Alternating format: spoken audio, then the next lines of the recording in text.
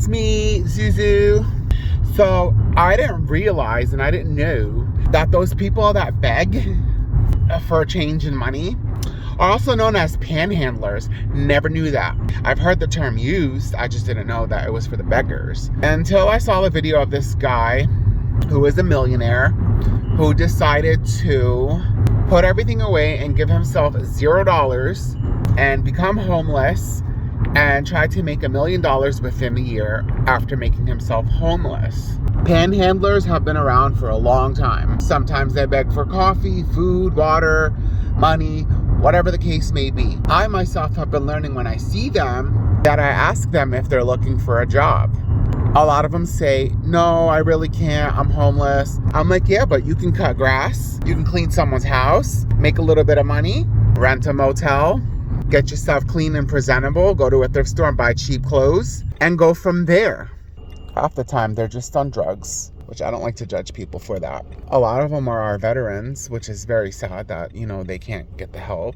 A lot of them are people who were in state hospitals or in mental institutions that were put out on the street. Some are runaways. The list goes on and on and on. An average panhandler makes about $20,000 to $30,000 a year. Even more if you're in a high impact area, such as boardwalks and major cities with high traffic. I never give money. I usually will get them something to eat or water. But now you see them more and more. Oh, I need to catch the bus. I need $1. Or my car broke down. I need gas. Can you give me a couple bucks? The list goes on and on and on. The excuses go on and on and on. But what the fuck about the people who are working, who are making their living, who can't even survive off of making their living as well? Like, it's not fair for you to beg for money like that. I'm gonna tell you a story about what happened to me one time. I went to go pick up Chinese food, and there was a lady there. She asked me for money. I said, I'm sorry, I don't have enough, I'm paying with my card.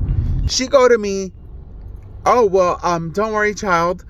Right here at the convenience store, they have an ATM machine. I'll go with you and you can pull out some money for me. Excuse me? What the fuck is that shit? No.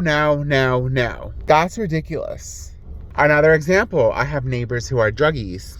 I've seen her go to gutters and go on people's porches and steal cigarette butts and smoke what's left of the cigarettes. And I never knew she was my neighbor because like 2 weeks prior to that, I had walked into a Wawa. If you're not familiar with a Wawa is a gas station that sells amazing ass hoagies and other stuff. But she has said, excuse me, sir, I'm hungry. Is there any way you can do anything? I went in and bought her a hoagie, gave it to her. And then 2 weeks later, I see someone picking cigarettes from the gutter and so forth. And my cousin says, stole my whole ashtray. And then one day we're all chilling on my porch and I hear, excuse me. And I'm like, that sounds familiar. I looked at her face, and then I remembered it was the girl I got the hoagie for 2 weeks prior to that. She was my neighbor. Then, I saw her one time pregnant.